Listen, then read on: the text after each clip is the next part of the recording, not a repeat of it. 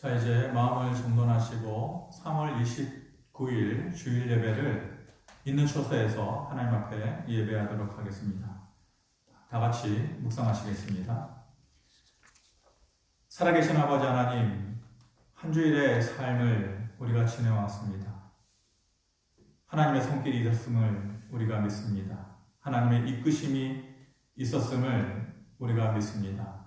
하나님 이름 부르러 다시 한번 나옵니다. 우리를 불쌍히 여겨주시옵시고 성령의 교통하심으로 우리의 부족을 채우시고 하나님의 은혜로 이 시간에 함께하여 주시옵소서. 어디에서 예배하든지 간에 동일한 은혜를 하나님께서 허락하여 주시기를 간절히 바라고 원하오며 예수 그리스도의 이름으로 기도하옵나이다. 아멘. 다 같이 사도신경으로 신앙 고백 드리겠습니다. 전능하사 천지를 만드신 하나님 아버지를 내가 믿사오며 그 외아들 우리 주 예수 그리스도를 믿사오니 이는 성령으로 잉태하사 동정녀 마리아에게 나시고 본디오 빌라도에게 고난을 받으사 십자가에 못 박혀 죽으시고 장사한 지 사흘 만에 죽은 자 가운데에서 다시 살아나시며 하늘에 오르사 전능하신 하나님 우편에 앉아 계시다가 저리로서 산자와 죽은 자를 심판하러 오시리라. 성령을 믿사오며 거룩한 공회와 성도가 서로 교통하는 것과 죄를 사하여 주시는 것과 몸이 다시 사는 것과 영원히 사는 것을 믿사옵나이다. 아멘. 찬송가 369장을 찬양드리겠습니다. 369장입니다. 죄짐 맡은 우리 구주 369장 함께 찬양드리겠습니다.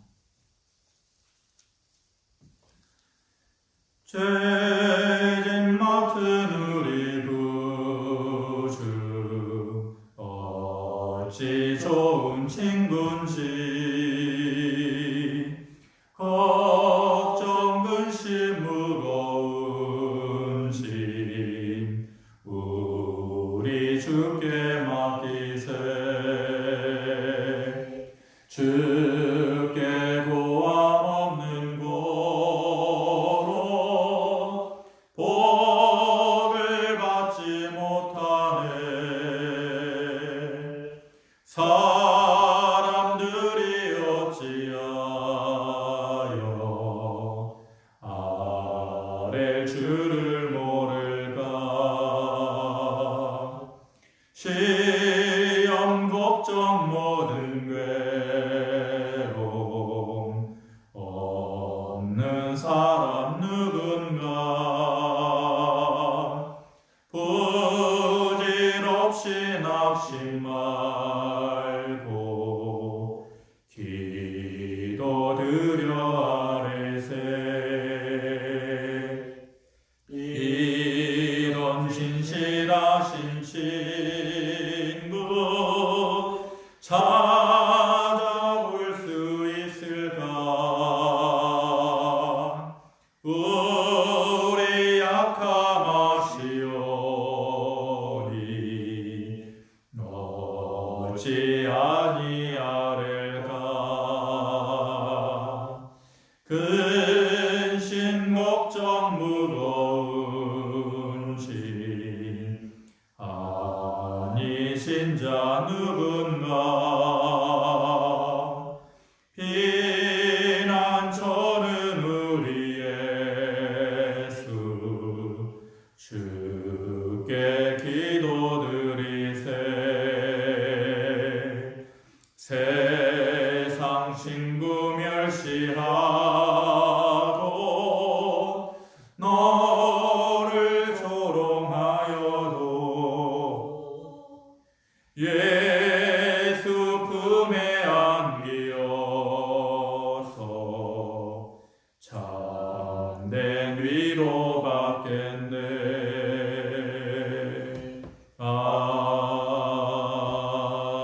아멘. 이 시간에 하나님께서 우리에게 주시는 말씀은 신명기 30장의 말씀입니다. 신명기 30장 5절에서 10절까지의 말씀. 구약성경 310면에 있습니다. 신명기 30장 5절에서 10절까지 말씀입니다.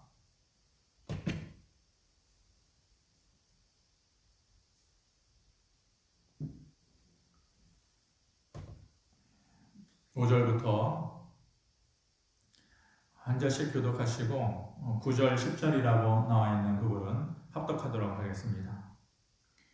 내 하나님 여호와께서 너를 내 조상들이 차지한 땅으로 돌아오게 하사 내게 다시 그것을 차지하게 하실 것이며 여호와께서 또 내게 선을 행하사 너를 내 조상들보다 더 번성하게 하실 것이며 내 하나님 여호와께서 내 마음과 내 자손의 마음에 할례를 베푸사 너로 마음을 다하며 뜻을 다하여 내 하나님 여호와를 사랑하게 하사 너로 생명을 얻게 하실 것이며 내 하나님 여호와께서 내 적군과 너를 미워하고 핍박하던 자에게 이 모든 저주를 내리게 하시리니 너는 돌아와 다시 여호와의 말씀을 청종하고 내가 오늘 내게 명령하는 그 모든 명령을 행할 것이라.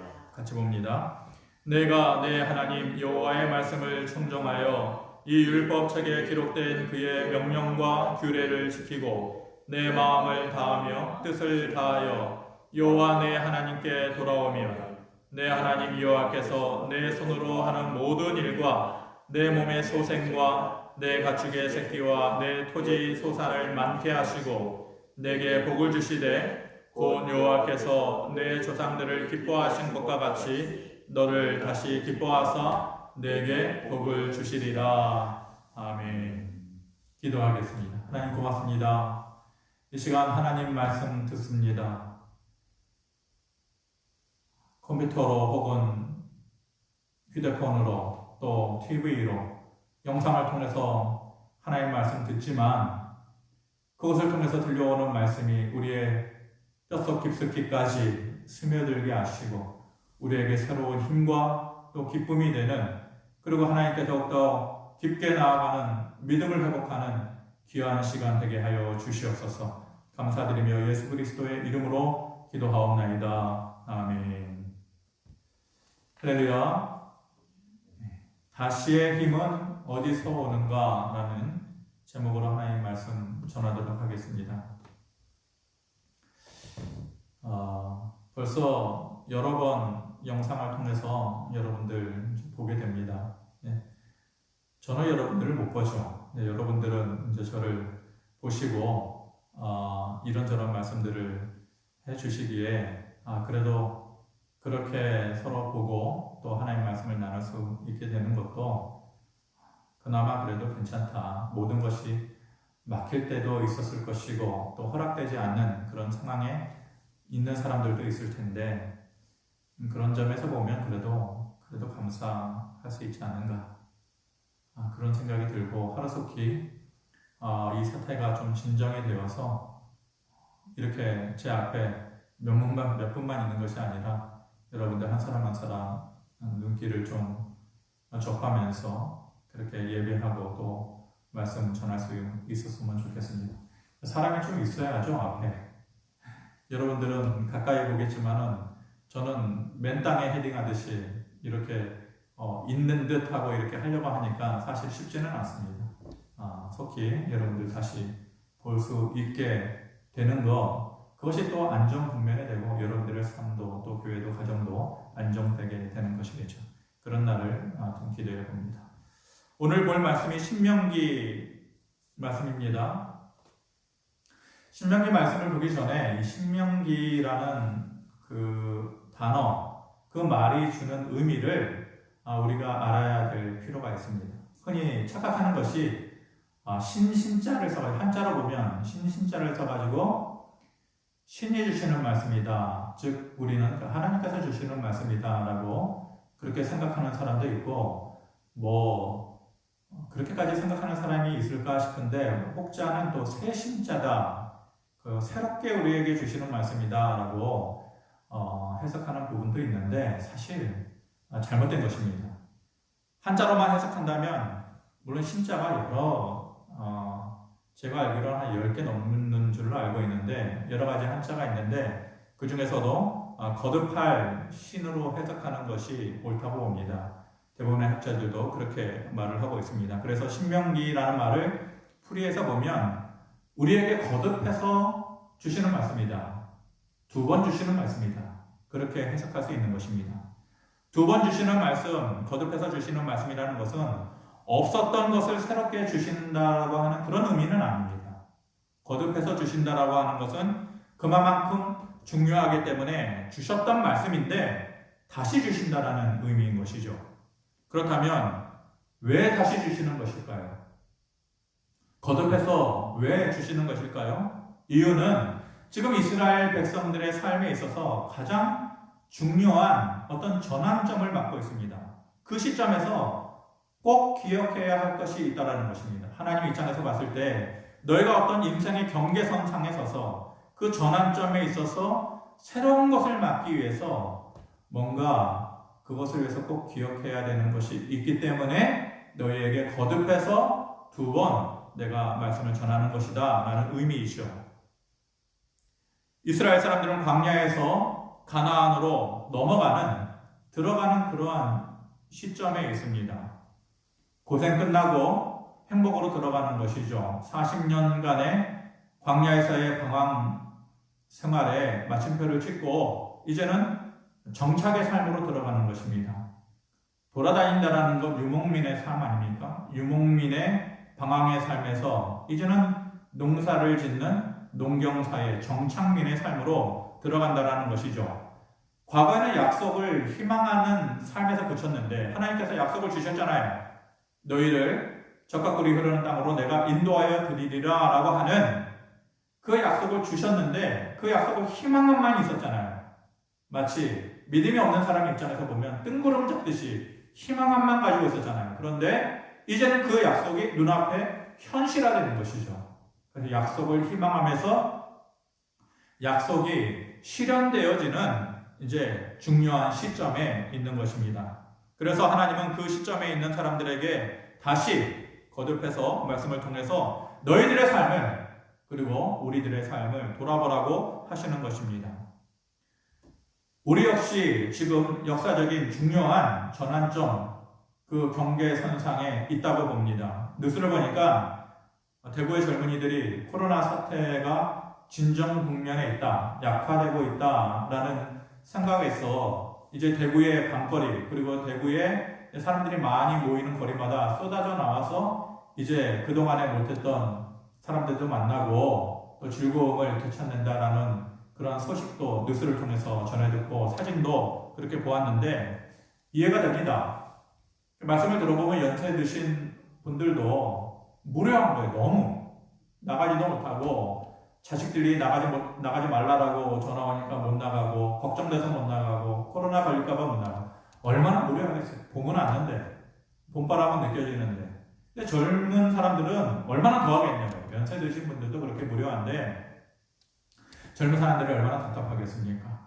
그런데 아직은 아닌 것이죠. 분명히 아직은 아닌 것입니다.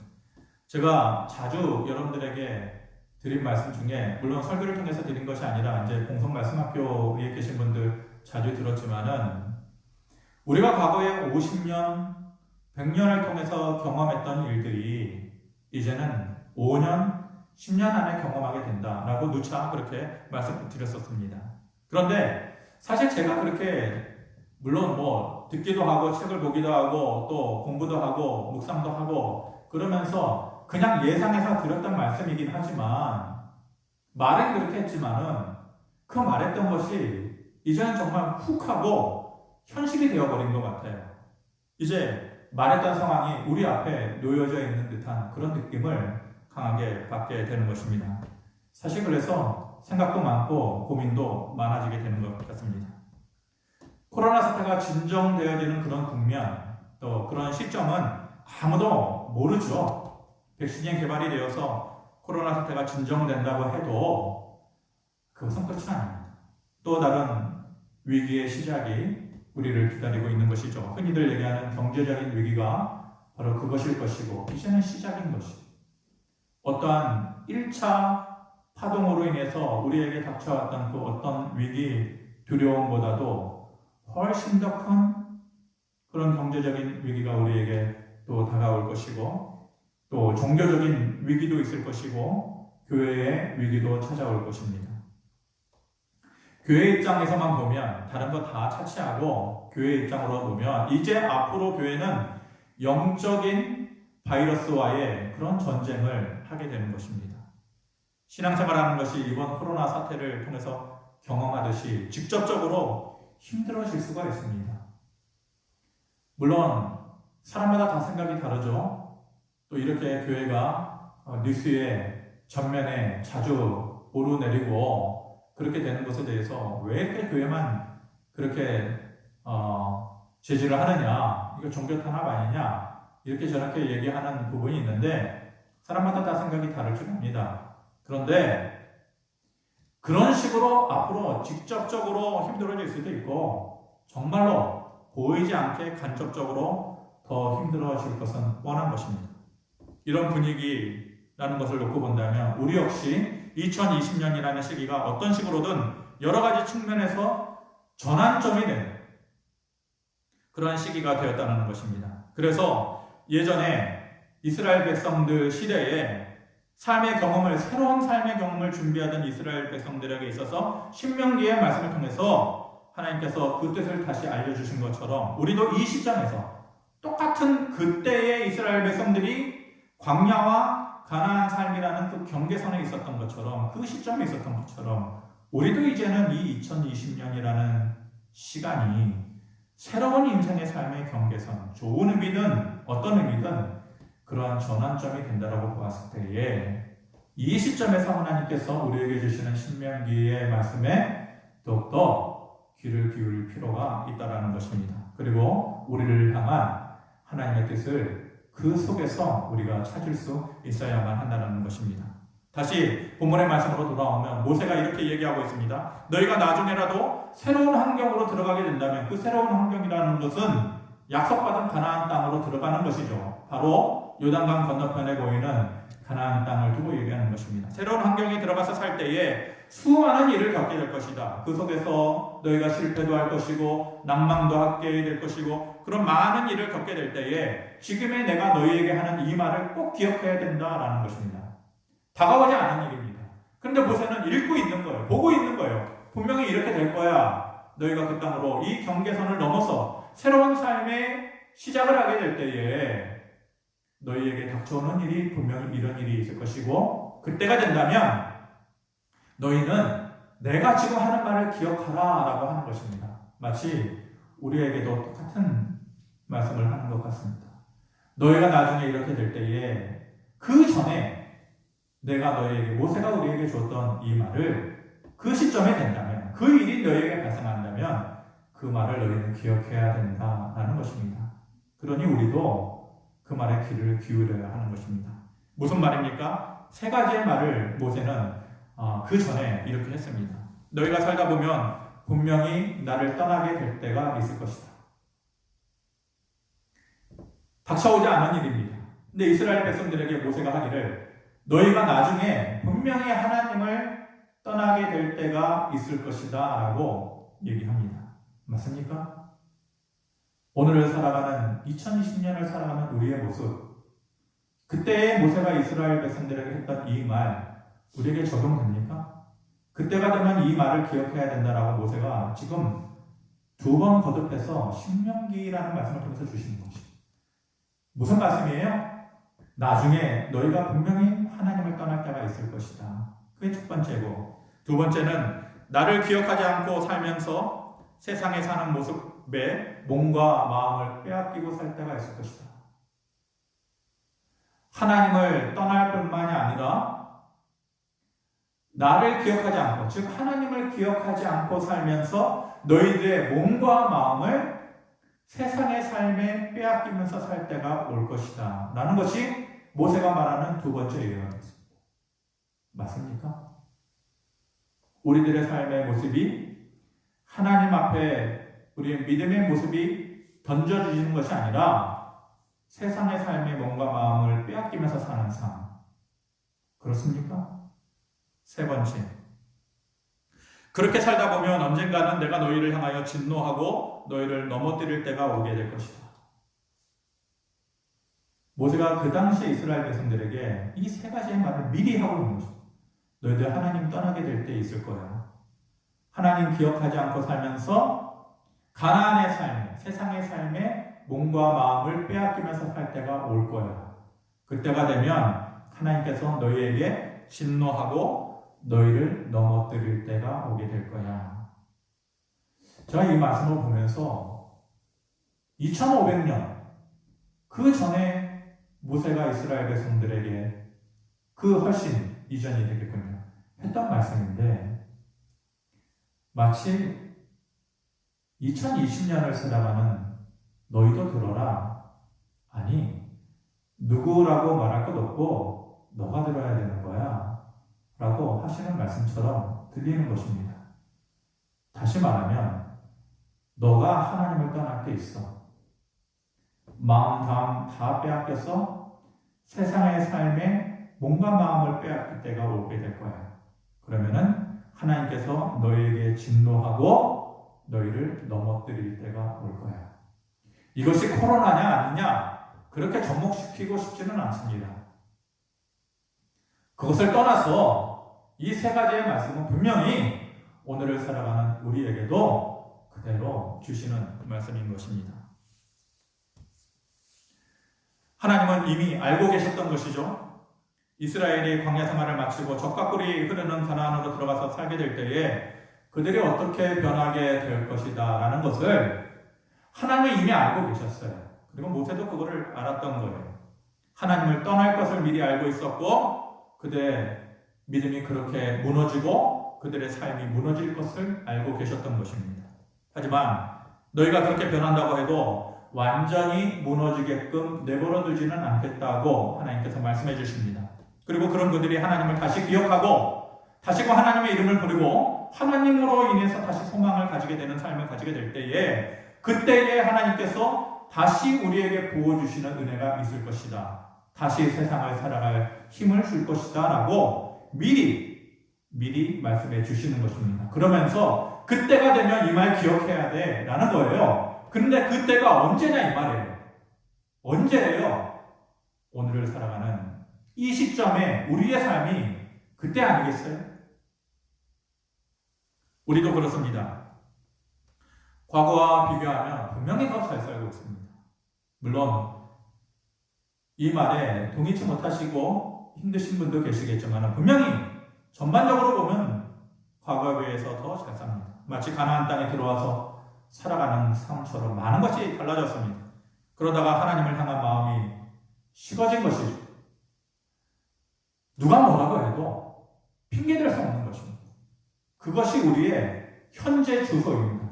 현재 믿음의 상태입니다. 그것이 우리의 참 모습입니다. 코로나가 어떤 경로를 통해서 왔든 그 속에 하나님의 손길이 있든 없든 왜 그런 걸까요? 이것이 하나님을 통해서 이루어진 일이냐 사탄을 통해서 이루어진 일이냐 누가 알아요? 얘기해 보셔요. 사탄이 하는 일이다. 하나님께서 우리에게 주시는 것이다. 누가 하나님의 뜻을 그렇게 잘 알아서 그렇게 함부로 얘기할 수 있겠어요? 그렇든 아니든 확실한 것은 하나 있어요. 그것은 하나님 앞에서 우리가 변했다라는 것입니다. 우리가 하나님으로부터 멀어졌다는 것입니다. 예전보다 하나님을 향한 우리의 마음이 더 이상 가난하지 않다는 것입니다. 그런 우리들에게 하나님은 코로나를 통해서든 어떤 것을 통해서든 우리에게 시련을 주시는 것이에요. 그것을 꼭 코로나라고 말할 필요 없어요. 경제적인 위기라고 말할 필요 없어요. 무엇이 되었건 이것이 되었건 어떤 것이 되었건 하나님은 우리에게 그런 우리의 모습을 기억하라고 하시면서 우리에게 시련을 주시는 것입니다. 그리고 우리에게 시험을 주시는 것입니다. 하지만 그것으로 너희가 완전히 망하고 끝이라고 하시지 않습니다. 너희가 다시 나를 가까이 한다면 너희에게 다시 부어주는 은혜가 있을 것이다. 다시 시작하게 하는 힘을 주실 것이다 라고 우리에게 미리 위로의 말씀도 주시는 것입니다. 그렇게 다시 하나님을 향해서 가난한 마음을 준비하는 사람들에게 주시는 은혜가 있습니다. 이 말씀으로 그 당시에 모세의 말을 미리 들으면서 그래 나중에 그 일이 되어질 것을 마음속에 그래 수용하고 인정하면서 그러면서 가난한 마음을 준비하는 사람들에게 주시는 은혜가 무엇인가? 첫 번째는 다시 불쌍히 여기시는 것입니다. 하나님께서 우리를 다시 불쌍히 여기시는 것입니다. 3절의 말씀 우리 같이 한번 읽어보도록 하겠습니다. 시작. 내 하나님 여호와께서 마음을 돌이키시고 너를 긍휼히 여기사 포로에서 돌아오게 하시되 내 하나님 여호와께서 흩으신 그 모든 백성 중에서 너를 모으시리니. 아멘. 하나님께서 마음을 돌이키셔서 다시 불쌍히 여기사 그리고 다시 긍휼히 여기사라고 말씀하시는데 그 이유가 뭐냐면 그렇게 되어지는 근거가 뭐냐면은 누군가가 뭔가가 달라졌거나 변화가 있어서가 아니에요. 하나님께서 그저 마음을 돌이키신 거예요. 그렇게 하시겠다라고. 그러면서 우리를 다시 불쌍히 여기셨다. 예수님께서 하늘 보좌를 버리고 이 세상에 사람들에게 내려오신 이유가 무엇입니까? 하나님 우편에 앉아 계시면서 하나님이신데 성자 하나님이신데 뭐가 아쉬워서 이 땅에 내려오신 것입니까? 뭐가 아쉬워서 인간의 몸을 가지고 오신 것입니까? 비천하고 가난한 사람들을 그렇게까지 가까이 해주신 이유가 무엇입니까?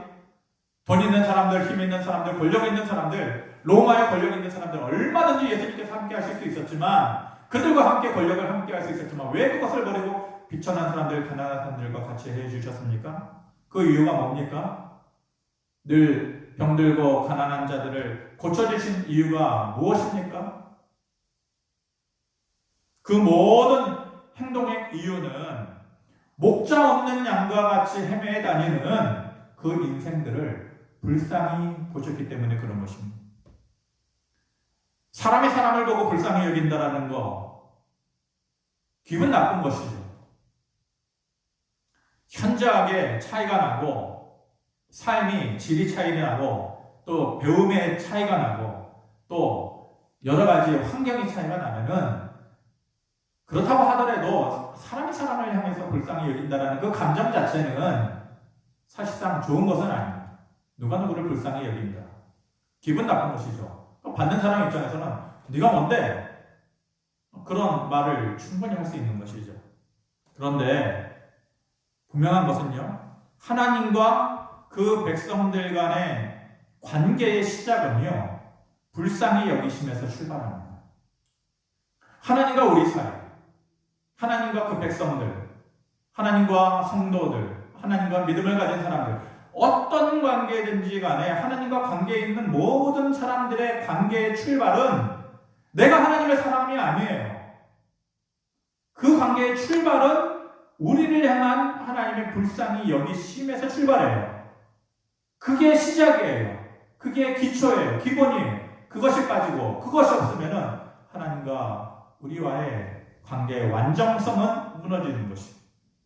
그러므로 그것이 빠져버리면, 그것이 사라져버리면은 하나님과 우리 사이에 더 이상의 희망할 것이 없는, 만약 그것이 사라져버렸다면, 그것을 기대할 만한 것이 없다면 우리는 하나님 앞에서 기대할 만한 것이 더 이상 없는 것입니다. 그러므로 다시 하나님께서 우리를 불쌍히 여겨주시는 마음을 가져주시는 것, 또 그런 마음을 우리에게 달라고 간절한 마음으로 기다리는 것, 그것이 제일 먼저 채워져야 하는 필요 요건이 되는 것입니다. 불쌍히 여기셔서 정말 잘한 것 하나 없는 롯의 가족들을 하나님께서 끄집어내 주신 거예요. 그 소돔과 고모라의 화려한 삶만을 추구했던 그러한 그 롯의 가족들, 믿음의 모습이라는 거,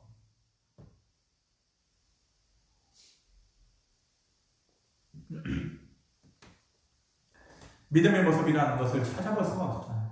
그런데 그들을 그 죽음의 땅에서 건져내시고 이끌어내주신 것은 그들을 불쌍히 여겨주신, 불쌍히 여기셨기 때문에 베데스다 연못에 38년 된 병자에게 먼저 손을 내밀어 주신 것, 불쌍히 여기셨기 때문에 정말로 도와줄 사람 없이 또 도와줄 힘을 가진 사람을 만나지 못해서 그 희망 없이 살았던 그 가나안 땅에 그 여인이 하는 말에 귀를 기울여 주신 거예요. 주인의 상에서 떨어지는 부스러기라도 나를 달라고. 그 간절함을 어떤 마음으로 보셨느냐? 불쌍히 여기심으로 그 여인의 마음을 주님께서 받아주신 거예요. 하나님 앞에서 잘하는 것 하나 없이 살아가는 우리에게, 그리고 하나님을 떠난 우리에게 불쌍히 여기시는 그러한 마음을 가지고 다시 손을 내밀어 주시는 그 하나님의 손길이 오늘을 살아가는 우리에게 제일 먼저 필요한 것입니다. 그것이 우리를 다시 시작하게 하는 힘이 되는 것이죠. 두 번째로 어떤 은혜가 우리에게 필요합니까? 다시 선을 행하사 더 나아지게 해 주시는 은혜예요. 다시 말씀드리면, 다시 첫 번째는 다시 불쌍히 여겨주시는 은혜고, 두 번째는 다시 우리를 향해서 선을 행하여 주시고 더 나아지게 하시는 그 은혜가 우리에게 있어야만 되는 것이죠. 5절 말씀 제가 한번 읽어드리겠습니다. 내 하나님 여호와께서 너를 내 조상들이 차지한 땅으로 돌아오게 하사 내게 다시 그것을 차지하게 하실 것이며, 여호와께서 또 내게 선을 행하사 너를 내 조상들보다 더 번성하게 하실 것이다. 우리에게 선을 행하여 주신다라고 말씀하시고 계시죠. 우리가 하나님 앞에서 잘한 것이 있었어요? 변화된 모습이 있었어요? 하나님의 마음을 기쁘시게 한 것이 있었어요? 아니요. 전혀 그런 것이 없어요. 그런데도 그것이 하나님의 마음이에요. 너희에게 선을 행하사 더 나아지게 해주시는 것. 하나님께서 스스로 마음을 돌이키셔서 다시 우리에게 좋은 것을 허락하신다라는 것입니다. 여러분, 이게 이해가 되십니까? 영상으로 예배를 드리면서 생각하시지 못하겠지만, 혹시라도 영상 예배를 마치고 나서 말씀을 다시 한번 5절 말씀을 보시면서 내게 이 은혜의 가치가 내 삶에 그런 가치가 있는가, 그런 은혜를 받을 만한 그러한 내 자신의 삶의 모습이 되는가 한번 생각해 보시고요. 우리에게 선을 행하사 더 나아지게 하시는 하나님의 손길이 내게 주어진다라는 거, 이게 이해가 되시냐고요. 결론적으로 얘기하면 이해를 해야 하는 것이죠. 이해가 돼야 되는 것이죠. 충분히 저는 이해가 됩니다. 왜냐? 하나님께서, 늘 말씀드리지만 하나님께서 아버지의 심정을 가지고 계신 분이니까 이게 가능합니다. 너희에게 선을 행하사 더 나아지게 해줄 거야. 이게 부모의 마음이니까 그런 것이죠. 그리고 더 번성하게 해주겠다. 누구보다도 더 번성하게 해주겠냐? 너희의 조상들보다 더 번성하게 해주겠다 말씀하십니다. 사실 따지고 보면은요, 그들의 조상들이 가나안에 들어가서 살았던 그 후손들의 삶보다도 훨씬 더 나아요. 여러분들 생각해 보세요. 가나안 땅을 기점으로 해서 광야의 삶을 살았던 조상들, 그리고 가나안 땅에 들어갔던 그 후손들, 누가 더 나아요? 따지고 보면 광야 생활 40년 했던 그 조상들은 훨씬 더 나아요. 불평하고 원망하는 삶이었지만은 그 후손들처럼 노골적으로 하나님을 배신하고 등지는 사람들은 아니었어요. 그런데도 하나님은 그들보다도 광야 40년을 지냈던 그 조상들보다도 더 번성하게 해 주시겠다고 하시는 거예요. 그리고 그들을 위해서 선을 행하여 주신다고 말씀해 주시는 거예요. 부모의 마음으로 그렇게 해 주신다는 거예요. 그게 하나님의 은혜라는 거예요. 그게. 다시 선을 행하시고 더 나아지게 하시는 은혜가 있어야 우리가 다시 시작할 수 있는 힘을 얻을 수가 있는 것이에요. 마지막으로 세 번째로 우리에게 필요한 하나님의 은혜가 뭐냐? 다시 우리를 기뻐해 주시는 것이에요. 하나님께서 다시 우리를 기뻐해 주시는 것이에요. 10절 말씀 같이 봅니다. 시작. 내게 복을 주시되 곧 여호와께서 내 조상들을 기뻐하신 것과 같이 너를 다시 기뻐하사 내게 복을 주시리라. 너를 다시 기뻐하사, 이렇게 말씀하시는데 이건 무슨 말입니까? 다시 너를 기뻐해 주겠다라는 것은 한때는 그렇지 않았다는 거예요. 전에는 그렇지 않았다는 거예요. 한때는 너희를 미워했다라는 것이에요. 미워서 부르짖어도 응답하지 않으셨다는 것이에요. 오랫동안 하나님께서 우리에게 침묵하셨다는 것이에요. 사실 너무나도 꼴보기 싫은 이스라엘 백성들 아닙니까? 하나님께서 자녀라고 만들어 놓고 그렇게 키워놓으셨지만 보기 싫은 백성들 아닙니까? 보기 싫은 자녀들 아닙니까? 그런데 다시 기뻐해 주신다고 하시는 것이에요. 사람은 이렇게 하는 것이 쉽지 않아요. 쉽지 않은 것이 아니라 못해요. 미워도 다시 한번 이라는 말이 쉽지. 그게 쉬워요. 그림자도 밟기 싫고 정말로 미운 사람, 정말로 싫은 사람, 이름 한번 부르기도 싫고 그림자 밟기도 싫고 목소리 듣는 것도 싫은데 사랑의 마음으로 어떻게 그렇게 가까이 갈 수 있어요? 어떻게 그렇게 잘해줄 수 있어요? 못하는 거예요. 그런데 중요한 것은요, 하나님께서 우리 보고 너희가 그렇게 하라라고 말씀하시는 것이 아니에요. 말씀 잘 들으셔야 돼요. 너희가 그런 마음이 없어도 미워도 다시 한번 기뻐하고 품어줘야지 우리 보고 그렇게 해라 라고 말씀하시는 것이 아니에요. 하나님께서 우리 보고 하라는 것이 아니라 하나님께서 우리에게 하신다라고 하시는 것이에요. 이게 중요합니다. 너희가 그렇게 해가 아니라 정말로 안 될 것 같은데 우리의 마음으로는 믿고 싫고 짜증나고 그래서 못할 것 같은데 우리를 향한 하나님의 마음이 그럴 것 같은데 아니라는 거예요. 하나님께서 너희를 향해서는 그렇게 해 주신다라는 것이에요. 우리 보고 하라는 것이 아니고 참 중요한 말씀이죠. 그러므로 우리가 그 하나님의 마음을 받아들이는 것이 중요해요.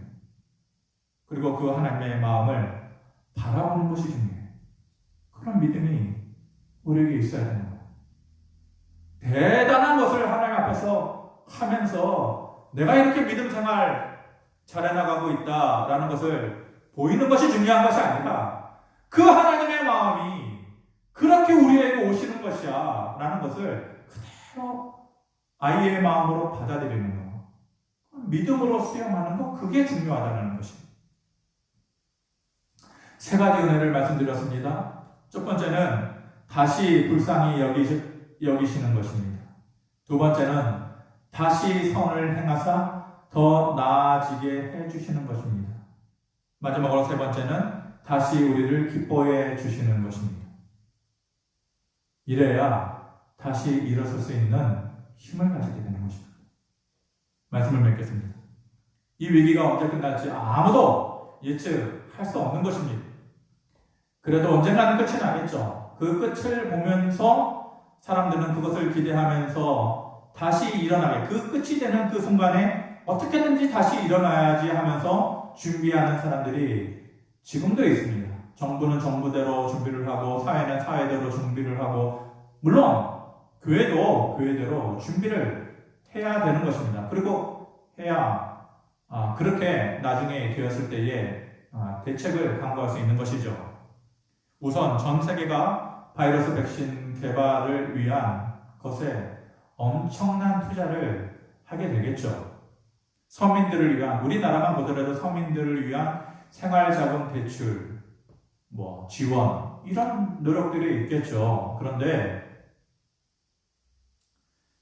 얼마나 지원해주면 이 위기를 끝내가는 서민들, 사람들의 마음이 흡족해질까? 얼마나 지원해주면 여러분들 올해가 다 가기 전에 이 위기에서 우리는 다시 힘을 얻을 수 있을까? 얼마라고 생각하십니까? 그것을 할 수 있는 여력의 정부, 그것을 할 수 있는 정부의 의지, 그런 게 중요한 것이 되겠죠. 쉽지 않은 일일 것입니다.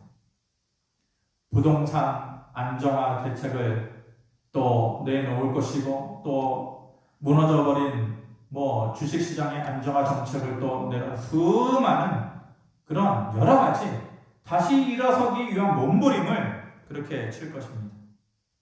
그런데요, 얼마나 확실한 정책이 준비되면 이런 일이 이루어질까요?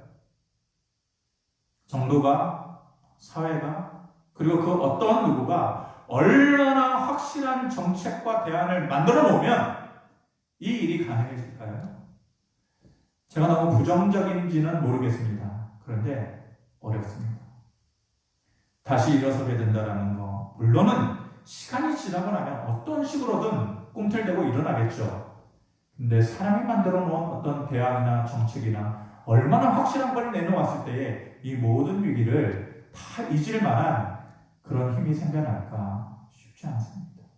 결과적으로 다시 일어나는 힘이라고 하는 것은 우리 안에서부터 나오는 힘이어야 한다는 것입니다. 외부에서 채워지는 도움, 외부에서 주어지는 힘, 외부에서 주어지는 정책, 이런 것이 아니라 다시 일어나게 되는 힘이라고 하는 것은 결과적으로는 한 사람 한 사람 그 안에서부터 나오는 그런 힘이어야 된다는 것입니다. 그리고 그 힘은 내가 만들어내는 것이 아니라는 것입니다. 그 힘은 하나님께서 주시는 힘이어야 한다는 것입니다. 그것이 무엇이냐? 다시 불쌍히 여겨주시기를 바라는 마음. 그 마음을 이 시점에서 우리가 가져야 돼요. 이스라엘 백성들이 요단강 사이에 두고 광야 40년 그리고 가나안 땅을 놓고 그 시점에서 다시 불쌍히 여겨주시는 하나님의 은혜를 누린 것처럼 그게 우리에게 제일 먼저 채워져야 돼요. 두 번째, 다시 선을 행하시고 더 나아지게 하시는 하나님의 채우심이 있어요. 우리가 잘한 것이 있어요. 하나님 앞에 잘한 것이 무엇이 있어요? 내세울 만한 것이 무엇이 있어요? 모세가 얘기했던 세 가지 예언의 말 있잖아요. 너희 하나님 떠날 거야. 세상의 삶에 몸과 마음을 바치면서 살게 될 거야. 그 날이 되면, 그 시점이 되면 하나님께서 분노하시고 너희를 넘어뜨릴 준비를 하실 거야. 그 얘기를 듣고 사는 우리들인데 우리가 하나님 앞에서 잘한 것이 무엇이냐면, 그럼에도 불구하고 하나님께서 아버지의 심정으로 너희에게 선을 행하사 더 나아지게 해주시는 것.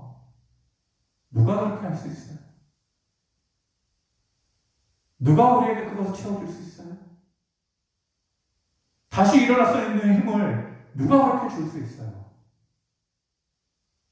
마지막으로 다시 우리를 기뻐해 주시고 품어주시는 하나님의 은혜가 있어야 되는 거죠. 정말 너만 보면 진저리가 난다. 너만 보면 끔찍하다. 너만 보면 질색이다. 보기도 싫다.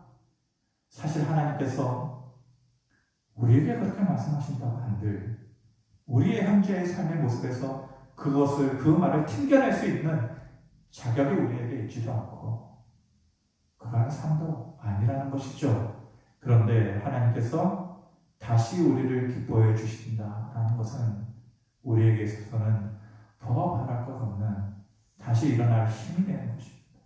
이 세 가지의 은혜가, 세 가지의 채우심이 저와 여러분들에게 한 주일간의 삶을 살아갈 때에 보여지고 또 그리고 우리가 그것을 꿈꾸면서 살아갈 수 있게 되기를 바랍니다. 한 주일간 살아갈 때에 작게라도 다시 하나님께서 세워주시는 그러한 경험들 있게 되기를 바랍니다. 가정에서는 가정 나름대로, 또 여러분들 직장에서 다시 하나님께서 나를 불쌍히 여겨주시는구나. 하나님께서 다시 나 같은 자에게 선을 베풀어 주시고 어제보다 더 나아지게 해주셨구나.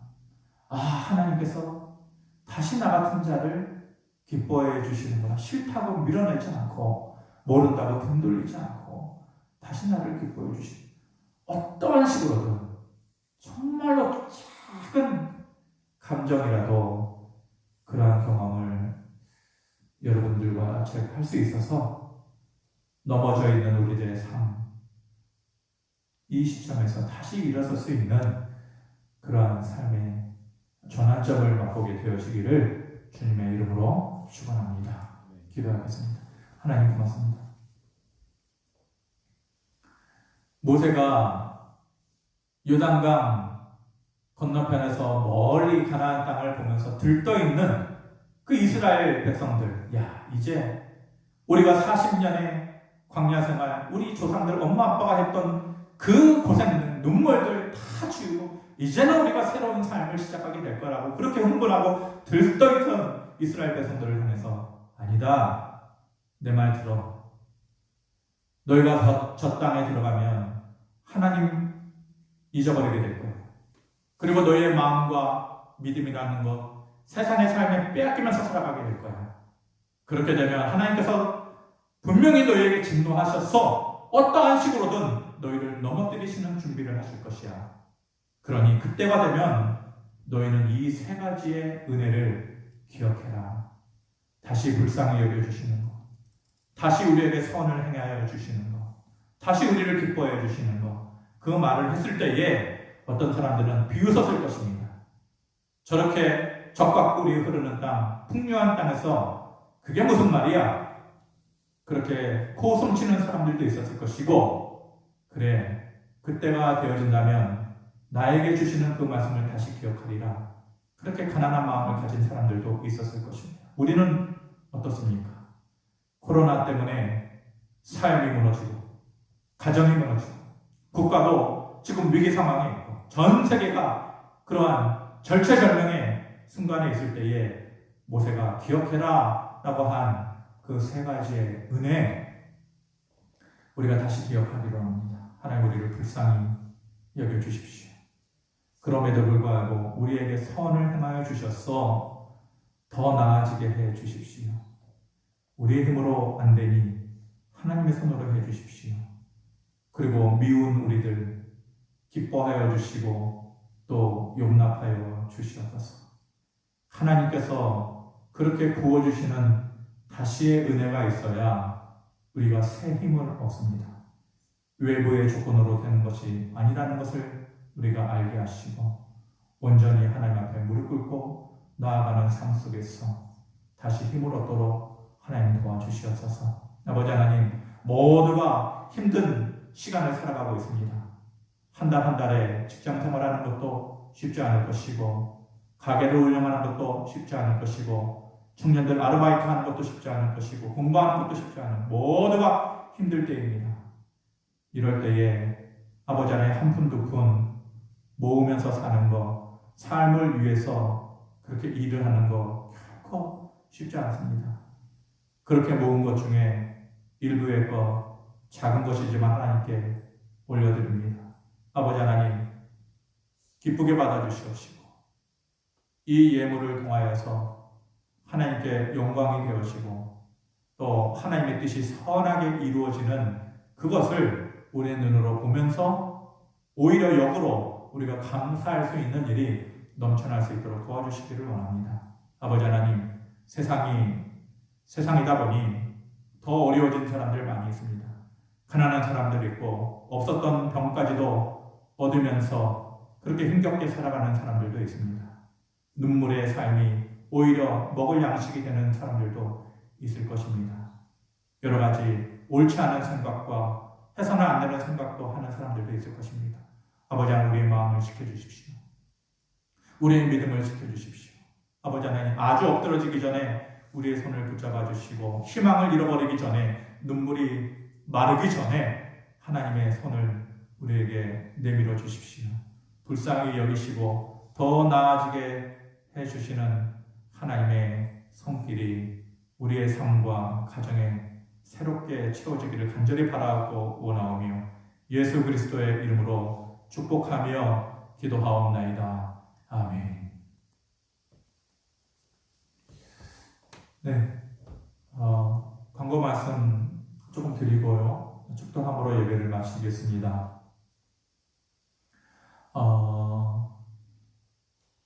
제가 말씀드렸듯이 한 주 한 주의 그 대응책이 좀 달라져서 뭐라고 좀 얘기하기가 좀 곤란한 부분이 있긴 한데, 현재 상태로는 국가적인 시책과 또 그 발걸음에 종교계에도 좀 발 속도를 좀 맞춰주고 그러는 것이 옳지 않겠나. 왜냐하면 그 전 같으면은 그냥 했을 것입니다. 우리가 지킬 거 다 지키면서 모인다는데 너희가 뭔 상관이냐? 종교는 종교지. 이렇게 생각했을 텐데, 자이든 타이든 탄압이든 아니든 뭐 어찌됐건 교회가 자꾸만 타겟이 되고, 또 주변에 우리 교회 얘기가 아니라 주변 교회들 얘기 들어보면 자꾸만 주변에 있는 주민들이 뭐 민원도 넣고 또 교회까지 와가지고 또 촬영을 하고 이렇게 그런 것까지 해서 고집스럽게 하는 것이 옳은가 싶은 생각도 좀 들고, 그래서 이렇습니다. 아이들이 계약을 하는 시기와 맞춰서 그때가 이제 뭐 다음 주가 될지 다다음 주가 될지 그거는 또 정부가 판단을 하겠죠. 그러면은 이제 교회도 정부의 시책과 어느 정도 발맞춰서 모임의 정당성, 명분을 좀 가질 수 있게 되지 않을까. 아이들도 이제 계약을 하고 그러니까 대부분 주변 교회들 얘기 들어보고 또 그러면은 이런 비슷한 생각들을 하시고 계시더라고요. 별도로 모임에 대해서는 공지를 드리도록 하겠습니다. 근데 다음 주에 한해서 이 얘기를 드리는 것입니다. 그 다음 주는 어떻게 할 것이냐? 그거는 또 나중에 별도로 말씀을 드리도록 하겠습니다. 지난주에 말씀드린 것처럼 온라인 헌금에 대해서 문의해 주시는 분들이 많아서 주보에 다시 실어드렸습니다. 밴드나 카톡을 통해서 주보 이제 올려놓을 거거든요. 그것을 통해서 여러분들이 필요하신 분들, 현장에서 헌금하시고 싶으신데 못하시는 분들은 차선책으로 그렇게 해 주실 수 있겠습니다. 어찌되었건 여러분들 건강 잘 지키시고 우울하지만 우울함 속에서도 그 속에서도 감사의 조건을 찾아 나가는 거, 그러면서 노래할 수 있는 거 한번 여러분들 그렇게 애써 보시기 바랍니다. 저는 이제 찬송이라는 말, 찬양이라는 말도 좋지만은 노래라는 말을 좋아합니다. 노래할 수 있는, 아픔 속에서도 노래할 수 있고 가난한 상황 속에서도 노래할 수 있고 또 외로움 속에서도 노래할 수 있는 노래가 이 시점에서는 우리에게 참 큰 힘이 되기도 하는 것 같습니다. 저와 여러분들이 다시 모일 때까지 있는 곳에서 건강 잘 지키시고 건강한 모습으로 다시 볼 수 있게 되기를 바랍니다. 축도함으로 예배를 마치겠습니다. 지금은 우리 주 예수 그리스도의 은혜와 하나님 아버지의 크신 사랑과 성령님의 함께 하시며 인도하시며 충만케 하시니 우리 스스로의 모습이 하나님을 떠난 삶이요 세상의 몸과 마음을 빼앗긴 삶이요 그래서 하나님의 분노를 일으키고 넘어짐의 대상이 되는 삶이지만 다시 우리를 불쌍히 여겨주시는 하나님의 은혜와 다시 선을 행하시고 더 나아지게 하시는 하나님의 능력과 다시 우리를 기뻐해 주시는 하나님의 아버지의 마음이 우리에게 있어야 될 줄을 믿고 더욱더 가난한 마음으로 과거의 믿음을 가지고 하나님께 의지하며 살아가리라 다짐하고 서원하는 각각의 처소에서 예배하는 모든 성도들과 그 가정이 한 주일간의 삶이 이제부터 영원토록 함께 있을지어다. 아멘. 네, 이상으로 예배를 다 마치도록 하겠습니다. 감사합니다.